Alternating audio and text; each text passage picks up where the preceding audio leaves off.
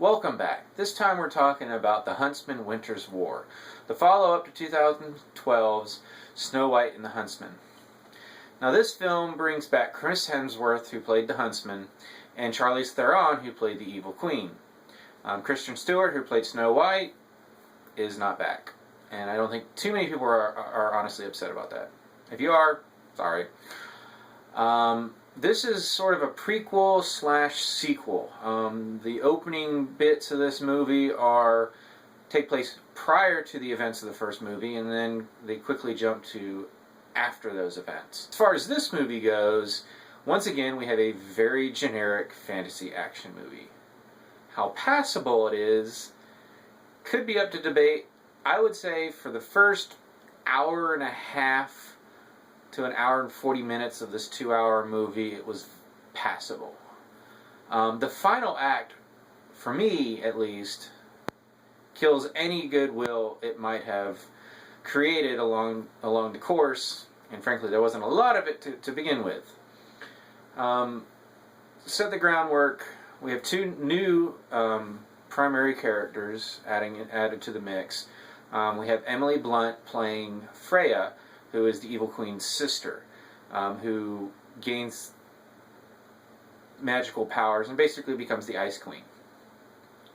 Then we have Jessica Chastain, who is playing a fellow huntsman, because it turns out there's an entire army of huntsmen loyal to Freya. And the main arc of the story, once we get past the introductions, is that the huntsman, Eric, played by Chris Hemsworth, and this kind of ragtag group of characters has to go out and find the magic mirror, which has gone missing. Along the way, they meet a couple dwarves, and then meet a couple more dwarves, and they have some adventures, and then big battles at the end. And that's your story.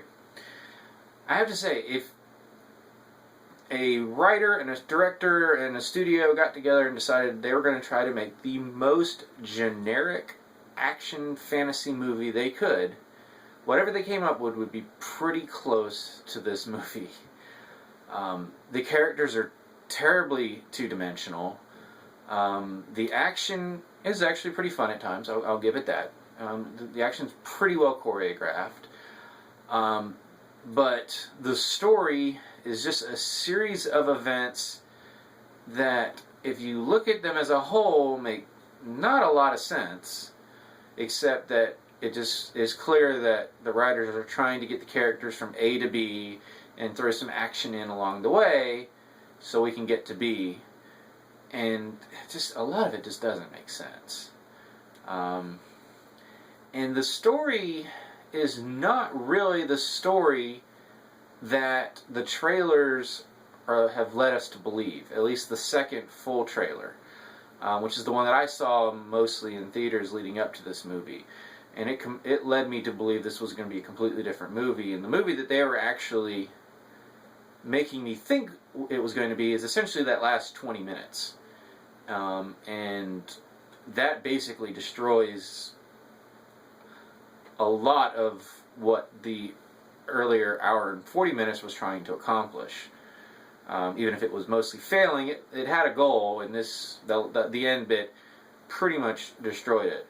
And the trailer itself has some pretty major spoilers, and I'll most likely be having another trailer rant feature coming up soon about this movie and its trailer.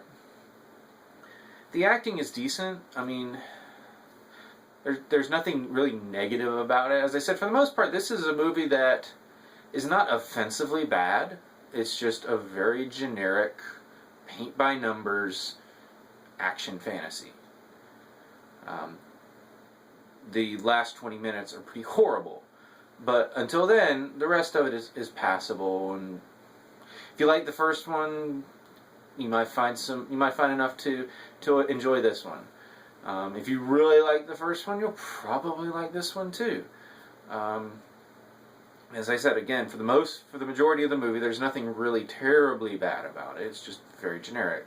But there's better movies out there right now, and pretty soon we're going to have even better ones. as we get into the summer. I can't really recommend this one. I probably could if it wasn't for the last 20 minutes or so. That basically knocked it down from passable generic to just pretty crappy generic.